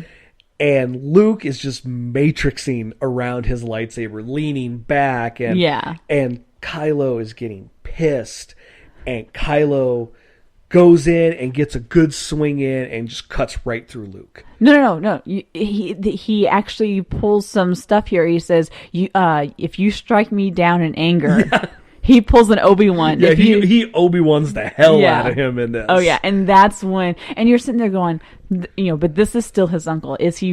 Is there any chance that he? We know he killed his dad. Is there any chance that he might not kill Luke? And keep in mind, we all went into this having seen that meme after they called it The Last Jedi. People changed the logo to Star Wars. I better not have to watch Luke Skywalker die. And then Kylo he basically tries to do what he did to Snoke. He takes the lightsaber and he goes to cut Luke straight down the center. And you just see he takes a full swing, and there's no way he missed. Mm-hmm. And then just turns around and Luke's just standing there, and it's like, what? And then I forget, does he take the lightsaber and start? He takes the lightsaber, walks up and like pokes him, and it goes through Luke. And by this point, everyone's already starting to understand what I think you and I already picked up on. I picked up on it. I wondered it from the moment Luke showed up. Because when Luke showed up, he looked remarkably like he did in the flashback scenes. Yeah. His beard was much shorter. Less gray. His hair was shorter, less gray than we saw him on this planet. Yeah. He very well could have just cleaned himself up and he would have had to have done a dye job. Yeah, and I was going to say, he cleaned himself up, got a haircut, and did the Jedi just for men. But the thing that got me is that hanging from his belt was the old lightsaber, which had already been been I didn't even notice that. So Kylo's poking him and realizing he's not here. Mm-hmm. Goes back to the planet, and Luke is force projecting. Mm-hmm. So while they're doing this, the Resistance figured out, wait, there is a way out of here. Mm-hmm. And they're hauling ass to find a way out. This is giving... Really quick. While that whole bit there... Finn is saying, we got to go out there and help him, right? Yeah. And then Poe's like, no, he is giving us a chance to get away. And so it's the whole thing of you see Poe learning from his mistakes. Yeah, he learned his lesson well. Yeah, in this, and then he's like, "Yeah, come on, what?" Because there's these like crystal dogs, these like crystal coyote things. Yeah, right. I think they called them crystal critters, something like that. Yeah. And they're like, where did they go? Because we don't hear them anymore. They had all been out on the grounds, and then once the resistance was showing up and everybody was getting into they went in there. They went in there with them, and so everyone realizes they're all missing. Where'd they all go? And they see one stray one, and they follow. And they go, okay, let's go follow it. And Poe's like, everybody this way, and everyone looks at Poe, and then they look over at Leia, and then Leia goes, what are you looking at me for? Follow him. Again, Carrie Fisher is. A lot of people were, it was hard to see Carrie Fisher for a number of reasons. Yeah. One, she passed away, but two, just she had a hard life. She really did. And also knowing how she passed away, what she passed away from. And her voice was ragged, and she just doesn't really look like the Carrie Fisher we remember from the 80s and the 90s. Right. So, but the smarmy Carrie Fisher attitude was there. Yeah. And just there is like, why are you looking at me? Follow him. Yeah. And so they're getting away, and then it goes back to the planet that Luke's on, and he was force projecting. And again, people saying, so apparently you can use the force to project across the galaxy, and you can use the force to talk across the galaxy. And it's like, yeah, Luke used so much force and so much of himself to project across the galaxy to save the resistance. He died. He just vanishes. It's a beautiful visual the way they do this. Oh, it is. Because when you first see him, and it shows that he's projecting, it just is like a bust shot. It's like from head to like upper chest, right? And his eyes are closed, and you see his eyes open and everything. And then it goes to a back shot of him. You see him that he's sitting on this rock. Well, he's not actually sitting on the rock. He's levitating above the rock. And then he just, the first thing you see is he just lets go, and he falls back, and he has used so much strength that he just falls out of it, and he falls back, and he like passes out for a little bit. And then when he comes to, I forget if he levitates again or if he just sits up on the rock, but then he just disappears, and the cloak that was on him just his Jedi robe. Now here's my question: we've seen three Jedi disappear when they die. Obi-Wan, Yoda, and now Luke. Yeah. Their clothes go with them, but not the robe. What is up with the robe? I was just noticing that the Jedi, the regular clothes, but their Jedi robes stay behind. Just something I find. But then when you see their Force ghosts, they're wearing the robe. But it's a Force robe. Yeah, I don't know. Whatever. they have made the robe up from Force matter. Okay. But so know. Luke is gone. I mean, it's very clear. It looks exactly like. Yeah. And the music, there's no doubt about it. Yeah. And then in the movie theater, I heard a sniffle. And then she looked over, and I'm crying. So second time, the second of two times I cried in the theater. But the resistance is getting away, but they hit a dead end, and it's a whole bunch of rocks in the way. And on the other side of the rocks, the Falcon has shown up, and Rey uses the Force to move the rocks. They get the surviving members of the resistance onto, and we skip a little bit because at this point Luke isn't dead yet. Luke is still facing off with Ben. Oh yeah, trying to help him I didn't get want away. to keep bouncing. Right? Yeah. So, but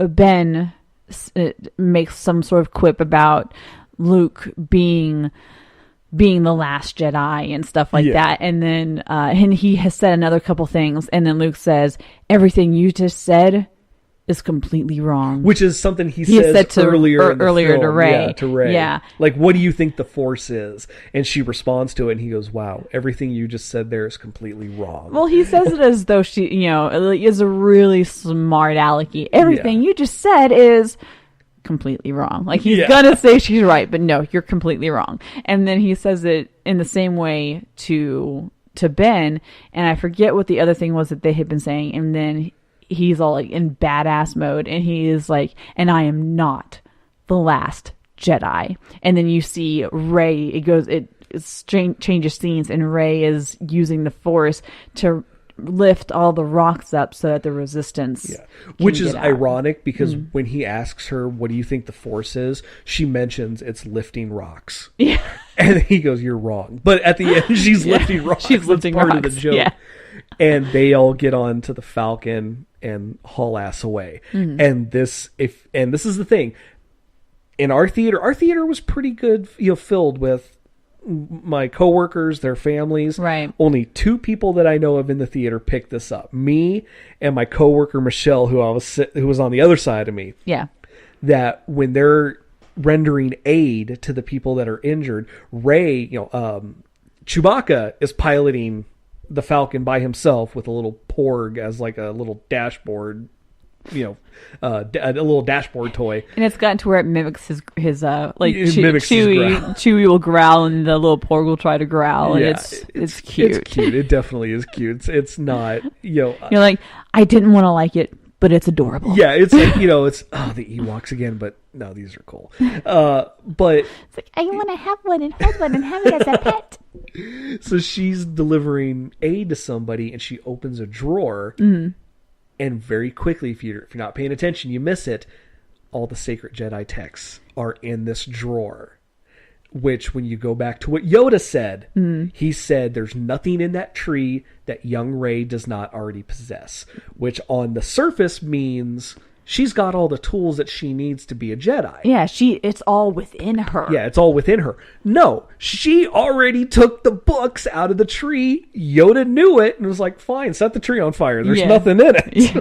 And I noticed it, but I was kind of like, did I just see that, or does she have like other books? I'm confused. Was that supposed to be the texts? I noticed it, but I wasn't registering it because I didn't know if that's what it was supposed to be. Oh yeah.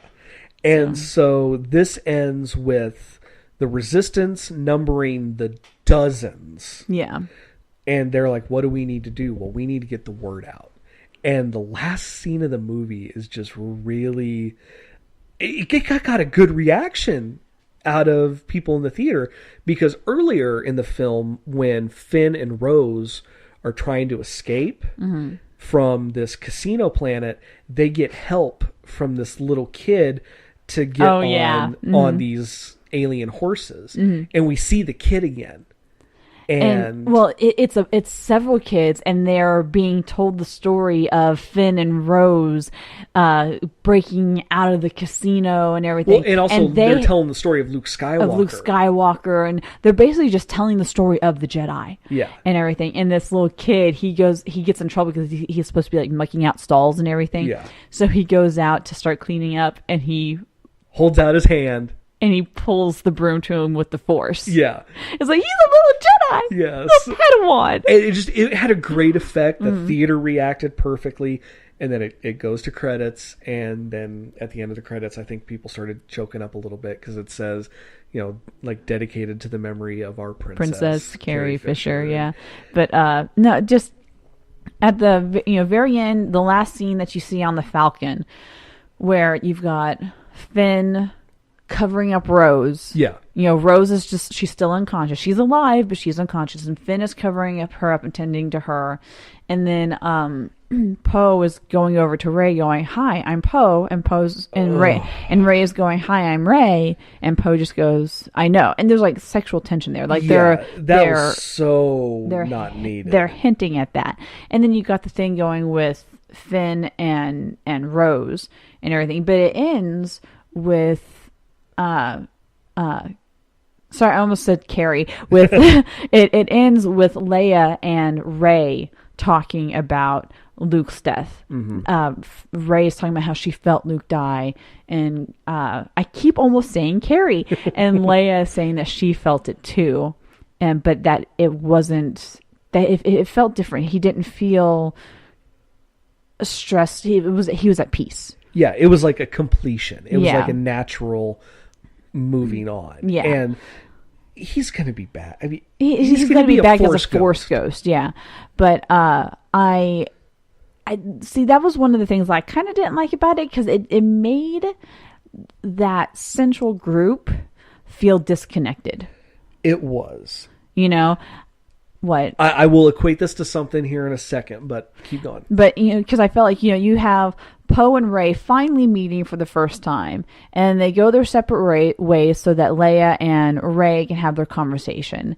And then Finn and Rose are over here, and he's tending to her, but he's not over, you know, he's hugged Rey since seeing each other. But since then, you haven't seen them. Their chemistry was great in the last film, Yeah, and we so got none of nothing. it here. You have seen them in one scene together, the whole movie, and that was when the Resistance is leaving that base, and Rey has been using the Force to hold the rocks up. He goes up to her and he gives her a hug, and that is the only time you see anything between those two. Yeah. And so much of Finn's actions up to this point have been To save her or to help her. Yeah, to save or help her in some way. And so I felt like that the trio to me feels like it's supposed to be, because, you know, there's always a trio. Yeah. You know, the trio to me feels like it's supposed to be Poe, Finn, and Rey. And I felt like it was so disconnected. It was. And I didn't even make this connection until you were describing it. I'm like, this sounds very familiar. That was my complaint from season 2 of Stranger Things. Yeah. When we, because I just now sat down with you. You've already seen both seasons. Yeah. And I finally sat down with you. I've been interested. I was not interested, but just trying to get the time to. And we sat down and watched it, and I enjoyed all of it. I loved it. I can't wait for more.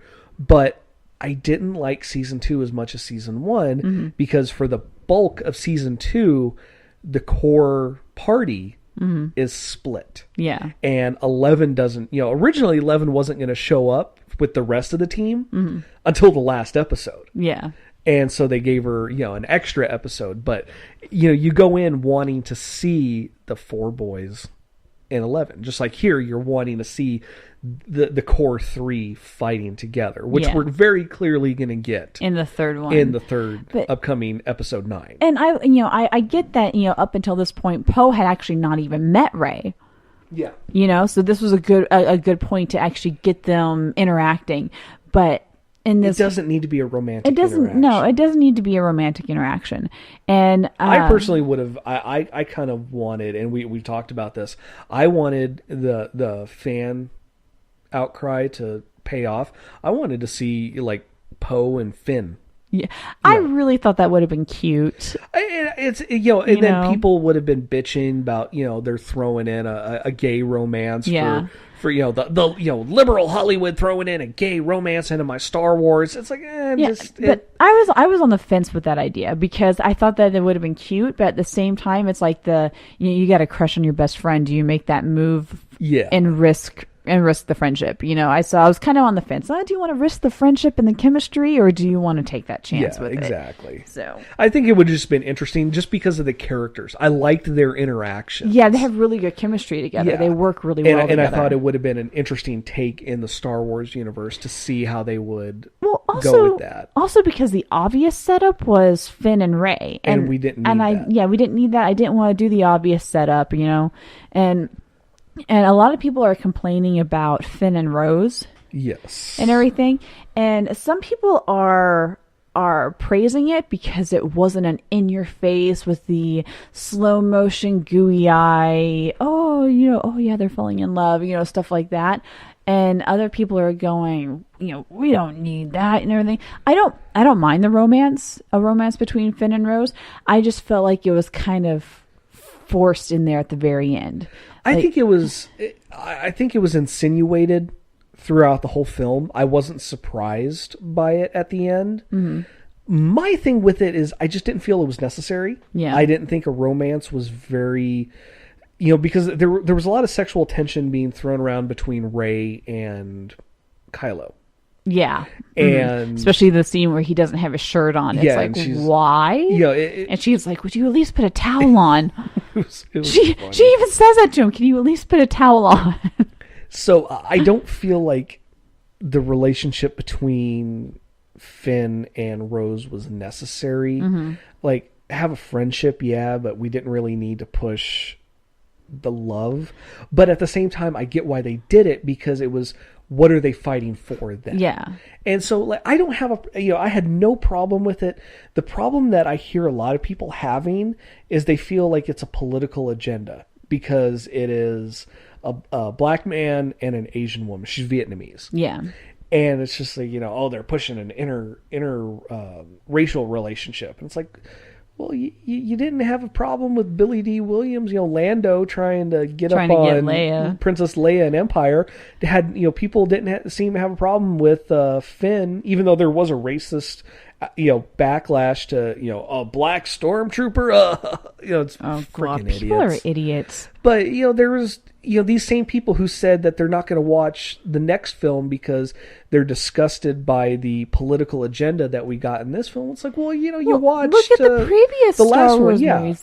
They all have some sort of, if not a political agenda, then just a tie-in to what's going on in the world at the moment, A major plot point of the last film was a black man trying to get with a white woman. That didn't, set off your anger there, but this relationship here sets it off, and you're not gonna, fine, don't watch the next movie. That's one less person I got to compete with for a ticket. If they, I don't mind, the idea of Finn and Rose as a couple or anything. I don't mind them bringing in a romance for Finn. I just felt like, because at the beginning, it felt more like hero worship. Oh my gosh, it's Finn, yes. Finn and everything. It didn't seem, and then they did nothing to me, they did nothing to hint at the possibility of a romance. It was her schoolgirly, getting a schoolgirl crush on him. Yeah, she was fangirling over him and everything. Yeah, that's the phrase I was... Yeah, she was fangirling over him, and I never saw any type of... Finn's perspective was always... save Rey, protect the Resistance. He wasn't even considering anything with her. Yeah, nothing like that. And so I felt like at the end, towards the end, whenever she says, it's not about destroying what you hate, it's about saving what you love, and then kissing him. Well, he does look taken off guard. He's just, his eyes are still open, and he's kind of like, huh?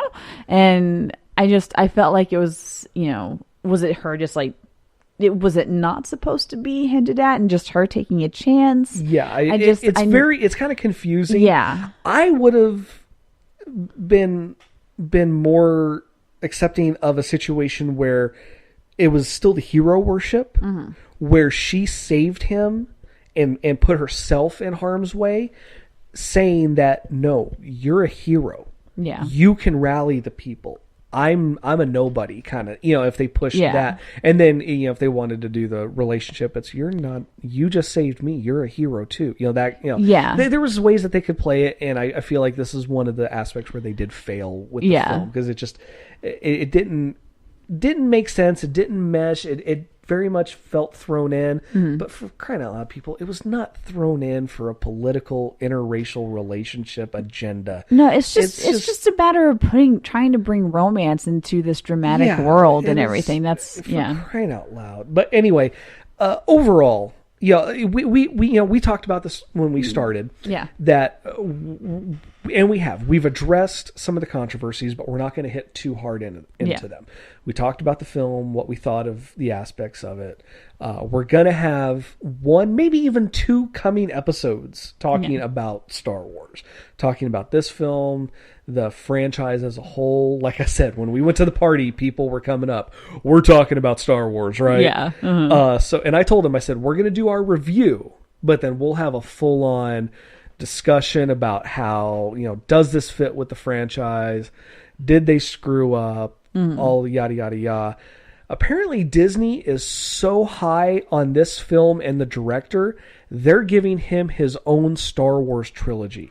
Yeah, I heard something about that. And I don't know if it's going to be like episodes 10, 11, 12. Yeah. I don't know if it's just a trilogy of something else like going side on. stories. Yeah, side stuff, stories. Like, Rogue One, Han Solo, all those different things. Yeah, I don't know if it's going to be, what do they call them? Parallax stories, where it takes place in the same universe, but it's just like a different... That's what they're called, parallax stories? I've heard parallel and parallax stories. Parallax sounds like a diuretic. No, parallax is also, well, it does. A paralyzing laxative. That's shitty. But no, parallax is also paralyzes your colon so that it all comes out. Parallax is the villain from Green Lantern. Oh. He was the big shit cloud. But okay, but back to, I mean, I don't know if it's going to be just, it takes place in the Star Wars universe, but it's like what's going on the outer rim, or something that just has nothing to do with this. But I liked his style. Mm-hmm. I like that he took a chance. Yes, it does not feel like a typical Star Wars film. And that was my complaint. But other than the feeling like the Finn and Rose one was kind of forced there at the end, that there's always like a feeling that I get whenever Star Wars comes on, when I'm watching the movies and everything. There's a tone, there's a way that it makes me feel. And I felt like this lost that. I didn't actually feel like I was watching a Star Wars movie. I mean, I obviously knew I was. I mean, Luke Skywalker, Princess Leia. I mean, the music, yeah. The big points are there. Yeah, but there's something about the tone and everything throughout the as the story is playing, as it's all playing out, that I felt like this was missing. And I don't know what it was. I don't know if it was the Quentin Tarantino chronology of things or what, but I don't know what it was about it that took that away. But it was something that, until what we watched Force Awakens later on, after watching this, I didn't even realize that was it. And when we put on Force Awakens, I went, that's what was missing. There was a tone, there was a feel to it, and that was why I felt off about it. Yeah. It's not because I didn't like the movie. I did like the movie. I enjoyed it. But I was definitely more likely to see Force Awakens in the theaters a second time than I was The Last Jedi, because that feeling was gone. It reminded me of how I felt when we watched Rogue One. Because Rogue One, for me, feels that exact same way. It doesn't feel like a Star Wars movie. Yeah. It has Star Wars points. It has Star Wars style characters.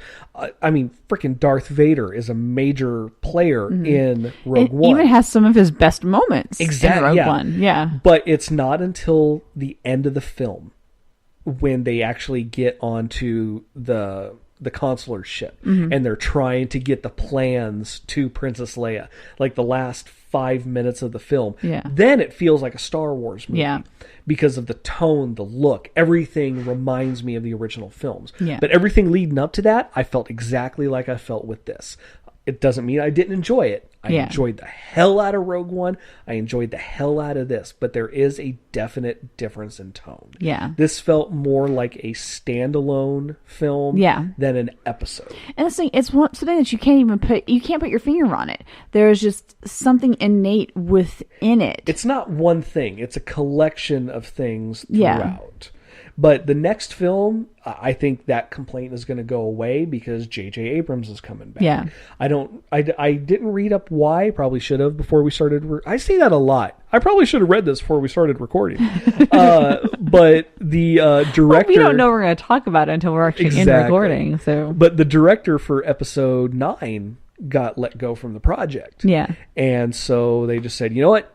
JJ, come on back. Even though they told fans they were going to use a different director for each film, and then fans, again, fickle sons of bitches they are, fans started petitioning to have J.J. Abrams removed from the project because Disney told us we were going to get a new director each time. After Force Awakens, a lot of people were like, oh, J.J. Abrams knows how to direct Star Wars. Why can't he direct the other ones?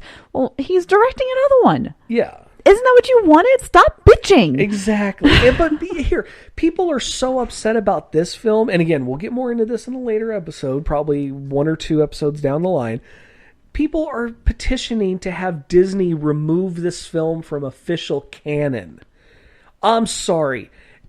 I do not fault anybody for disliking this film. If it didn't float your boat, it didn't float your boat. Exactly. There's nothing wrong with that. There is nothing wrong with that. You are not wrong for not liking the movie. If you are foaming at the mouth, pissed off, just angry to the point that you take the time to sign a petition to have this movie removed from the official canon, lighten the hell up. Like, there are better things you can do with your time. Well, even the guy who started the petition. Yes. He even apologized. He said the site that he had the petition going through, says there are a lot better things that you can put your time to that actually need your attention that are being petitioned on there. Instead of me bitching about a movie. Yeah. And so didn't he take the petition down? I don't know if he took it down, but he basically said, I regret putting this up because it was getting more signatures and more traffic than actual worthy causes. Like charitable causes. Yeah, charitable causes. And it's just like, there are other things down, first world problems. Get your head out of your butts and see things that actually matter out there. This is a movie. It is a great movie. It is something to give you, and that's our opinion. That's our opinion. Yeah. It is something to get you out of your own head for a bit. Something to love and enjoy and watch and give you that time away from reality. Yeah. It is not something to sit and complain, and I'm not making sense. No, I get what you're saying, and that's the thing is I'm a diehard Star Wars fan. Yeah. It is a part of what makes me me. I get having so much of your life and your fandom invested in a franchise to be disappointed with something that comes out. People did not shit themselves this much over the prequels. Yeah. And those were abominations. But again, we're going to do all this more. So let's just go ahead and wrap up. I'm going to ask you to scale of 1 to 10, give me a rating, but I also want you to compare it to the films that came before. Where do you think it fits from worst to best with the rest of the films? Okay, so rating wise, I'm going to say 8.5. Okay. Because I don't feel like it's, low enough for an 8, but then I'm not going to go so high as a 9 because I do have those complaints. Does that make sense? Yes. Okay. Where it fits, I don't think anything is going to beat the original trilogy. The original trilogy set a precedence, and so I don't think anything can, in my opinion, beat the originals. I liked it better than Rogue One, but not as much as Force Awakens. Okay. All right, perfect. I agree with you. I'll go with the 8.5 too. I don't think it was enough to give it a 9. You say you never give things a 10. I will give Empire Strikes Back a 10. Yeah. So kind of going on that comparison. So you're giving it an 8.52? Yeah, you are. But way better than the prequels. Okay. Better than Rogue One. Sorry for the blasphemy here. Better than A New Hope. I liked it better than the original. Hope, yeah. I'm one of those crazy people. I like Return of the Jedi more than A New Hope. Yeah. For me, Empire is the pinnacle. Yeah. Nothing's gonna beat that.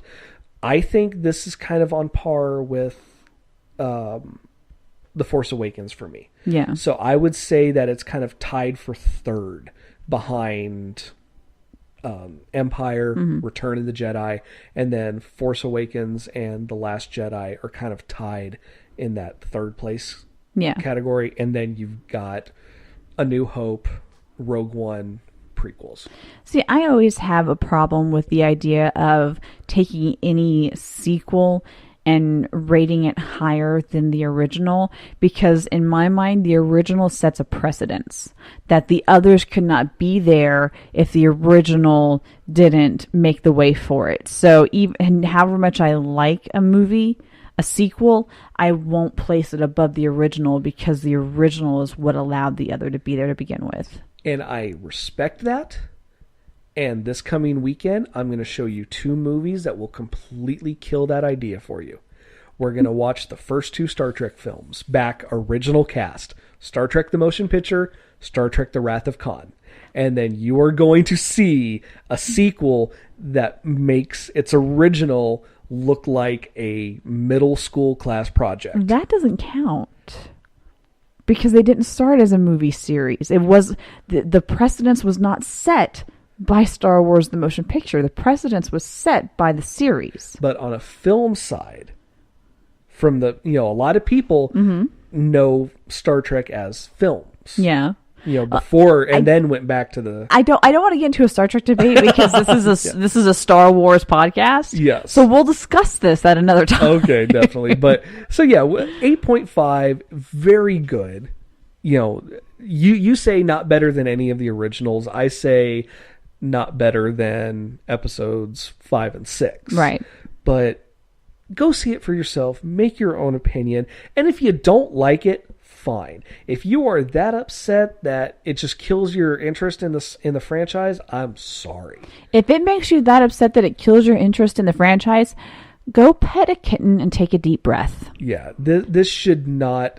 I don't see anything about this that wrecks a franchise. I've seen franchise killing movies. This is not Batman and Robin. Unless you're allergic to kittens, then just watch cute kitten videos. So, wrapping it up again, this went much longer than I anticipated. I'm hungry. But, again, this one, I'm in a much better mood now. Oh, good. I started anxious just because I got into a debate with some people earlier today about the film, and we're talking about the racist and the sexist backlash with the character Rose, and people, I don't think they meant to, but they were kind of justifying the backlash because they didn't like the movie. And it's, if the movie wasn't bad, and it's like, whoa. What does that have to do with the fact that people are complaining about the fact that she's Vietnamese? I mean, yeah, and like, some alt-right asshole is pointing out that she's got some extra pounds on her when, you've got an Asian character in Battlestar Galactica who's skinny. It's who looks like she works out 10 hours a day, and it's the one that just left Hawaii 5-0. Oh, did she leave Hawaii 5-0? I didn't know she left Hawaii 5-0. But it's it really put me off on just talking about this, because it's sad. This is supposed to be a fun thing. Well, also, these movies are supposed to be enjoyable, and then the fan outcry and just... Also, like you said, once upon a time, we were the outcasts. We banded together with our geekdom because the rest of society said that we weren't worth anything. And now the things that we love are in the limelight, and they're being highly publicized and gaining all this traction, and now we're at each other's throats. Geek stuff is the moneymaker nowadays. Yeah, it is. Geek is chic, and now it's, we're starting, like you said, we're turning on each other. Yeah. Oh, you liked The Last Jedi? Oh, you're not a real fan. Oh, you liked Suicide Squad and Justice League? Oh, you're not a real comic book fan. Just gotta kiss it. But let's go ahead and wrap this up.